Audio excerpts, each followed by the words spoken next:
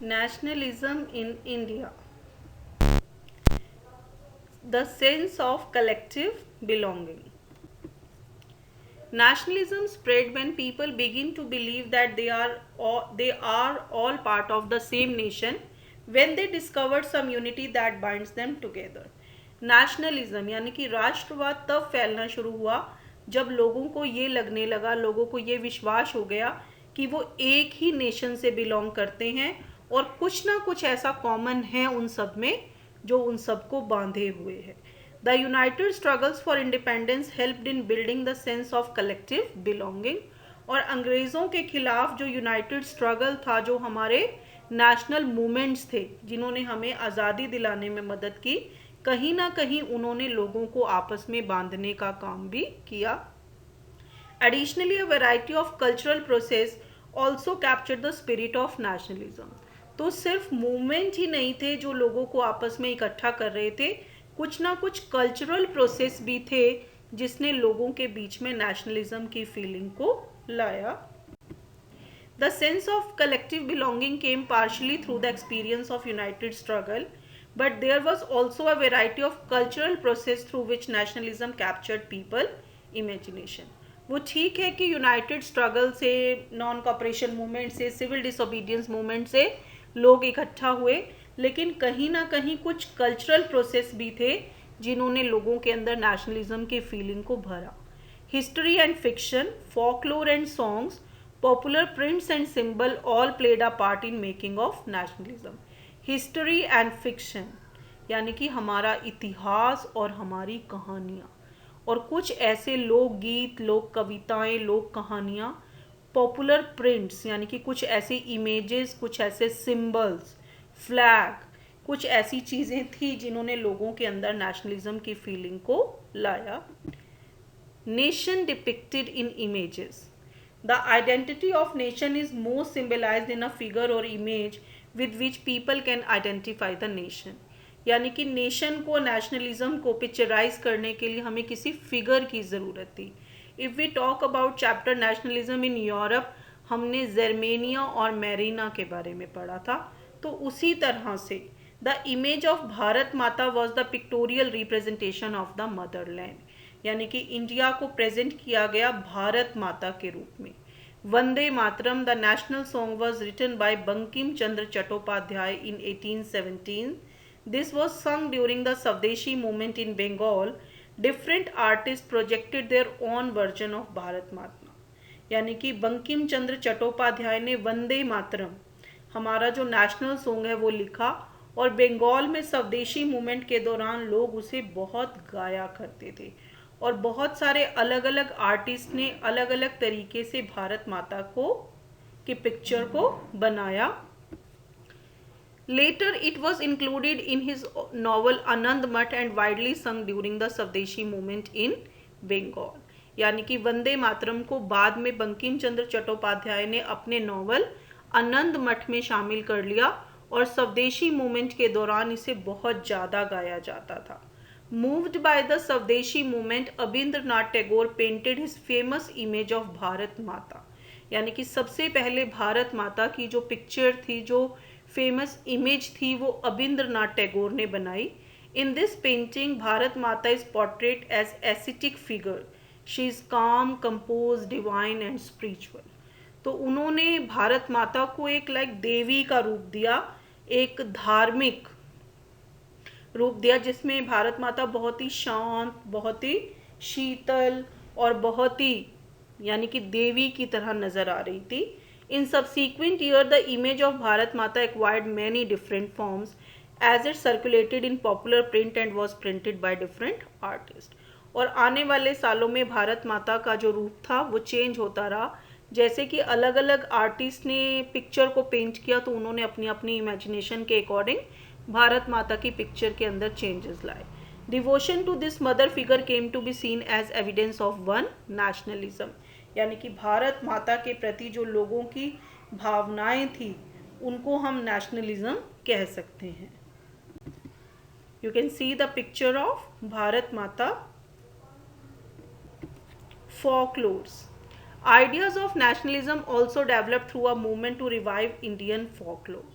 क्योंकि if you remember in the previous classes we talked कि Britishers ने अपने कल्चर को, अपनी भाषा को, अपने लिटरेचर को इंडिया के ऊपर थोपने की कोशिश की। तो नेशनलिज्म का एक आइडिया ये भी था कि इंडिया के लोग अपनी लोक कविताएं, लोक कहानियाँ, लोकगीत, उन सबको रिवाइव करें, उनको वापसी ढूंढें। इन late 19th century nationalists began recording folk tales sung by bards and they toured villages to gather folk songs and legends। और 19th century में इंडिया के नेशनलिस्ट अपनी पुरानी लोक कहानियों को ढूंढने के लिए गांव-गांव जाने लगे और उन्होंने बहुत सारे लोकगीत जो हैं वो ढूंढ भी निकाले, इकट्ठे किए। These tales they believed gave a true picture of traditional culture that have been corrupted and damaged by the outside forces। और उन्हें लगता था कि इन कहानियों से वो दोबारा से पुराने जो भारत का जो इतिहास था, भारत के लोग थे, भारत का कल्चर था, उसे ढूंढ सकते हैं, उसे समझ सकते हैं जो बाहर से आने वाली स्पेशली ब्रिटिश फोर्सेस ने हमारे जिस ट्रेडिशनल कल्चर को खराब कर दिया था। It was essential to preserve this folk tradition in order to discover one national identity and restore a sense of pride in one's past. कि अगर हम अपने पास्ट के ऊपर गर्व करना चाहते हैं और हम चाहते हैं कि जिस तरह से हम अंग्रेज़ों के आने से पहले थे, तो इसके लिए हमें अपने फोक ट्रेडिशंस को दोबारा से इकट्ठा करना और ढूंढना ज़रूरी था। In Bengal, Rabindranath Tagore himself began collecting ballads, nursery rhymes and myth and led the movement for folk revival। Bengal के अंदर खुद रविंद्रनाथ टैगोर ने इस तरह की छोटी छोटी कविताएं, कहानियां और ये सब ढूंढना शुरू किया। In Madras, Natesa Shastri published a massive 4-volume collection of Tamil folk tales. Madras के अंदर नतेशा शास्त्री ने 4 बड़े बड़े वॉल्यूम तमिल कहानियों के पब्लिश किए। The folklore of southern India. He believe that folklore was national literature. It was the most trustworthy manifestation of people's real thoughts and characteristics. और उनका ये मानना था कि इंडिया का ये जो लिटरेचर है ये सबसे ज़्यादा ट्रस्टवर्दी है और इसी से हम लोगों के थॉट्स और कैरेक्टरिस्टिक्स को जान सकते हैं। National flag. The national flag which we see today has evolved through various stages। आज हम जिस ट्राइकलर नेशनल फ्लैग को देखते हैं उसको बनने के लिए वो बहुत सारे स्टेजेस से होकर गुजरा। A tricolour red, green and yellow was use during the swadeshi movement. Swadeshi movement के समय जो ट्राइकलर यूज किया जाता था वो रेड, ग्रीन और येलो कलर का होता था। There were 8 lotuses on which depicted the 8 provinces of British India. और उसके ऊपर 8 कमल के फूल होते थे जो 8 ब्रिटिश प्रोविंसेस को दिखाते थे। There was a crescent moon on the flag which represented Hindus and Muslim. और उस झंडे के ऊपर एक आधा चांद दिखाया जाता था जो हिंदूज और मुस्लिम्स को दिखाता था। Gandhi ji has design the swaraj flag by 1921। 1921 में गांधी जी ने एक स्वराज फ्लैग डिज़ाइन किया। इट वॉज अ ट्राइकलर, ये 3 रंग का था, red, green and white, and there was a spinning wheel in the centre. और उसके बीच में एक चरखा दिखाया गया था। You can see the picture of different flags. Reinterpretation of history, यानी कि हिस्ट्री को, इतिहास को एक बार दोबारा से समझा जाए कि उसका एक्चुअल मतलब क्या था। By the end of 19th century, many Indians began feeling that to instill a sense of pride in the nation। क्योंकि अंग्रेज़ों ने हमेशा इंडियंस को ये कहा कि वो लोग पिछड़े हुए हैं, उनके अंदर सोचने की पावर नहीं है, वो किसी भी चीज़ को अच्छे से कॉपी तो कर सकते हैं लेकिन वो अपने आप को गवर्न नहीं कर सकते।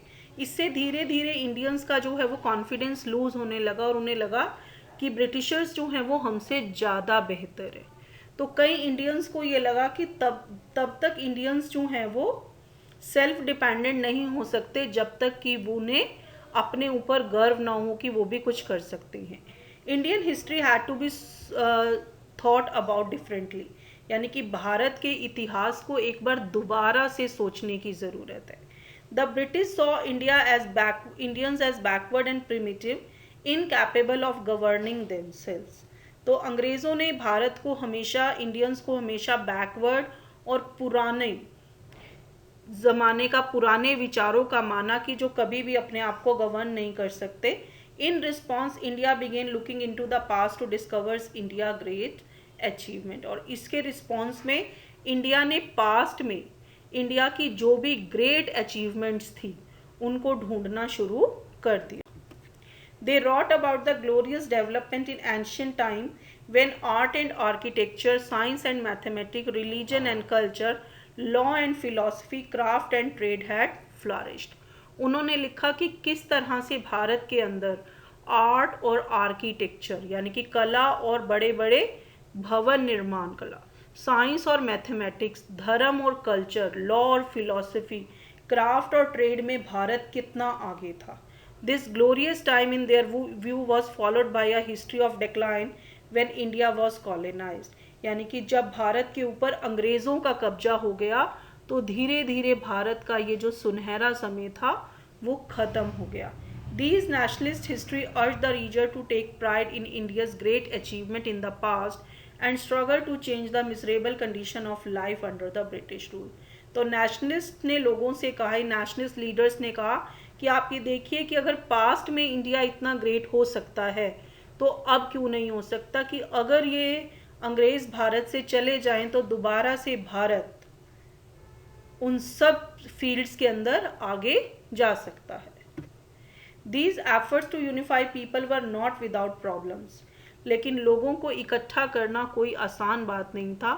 When the past being glorified was Hindu, when images celebrated were drawn from Hindu iconography, the people of other community felt left out. जब पास्ट को ग्लोरीफाई किया जा रहा था, इमेजेस को सामने लाया जा रहा था, तो लोगों को ये लग रहा था कि ज़्यादातर जो आइकन्स हैं वो हिंदू रिलीजन से, यानी कि अगर भारत माता की पिक्चर बनाई गई तो उन्हें लगने लगा कि ये तो हिंदुओं की देवी है. तो इस तरह से हिंदूज़ की आइकनोग्राफी को जब लोगों ने माना तो हिंदुओं के अलावा जो दूसरी कम्युनिटीज़ थी वो नेशनल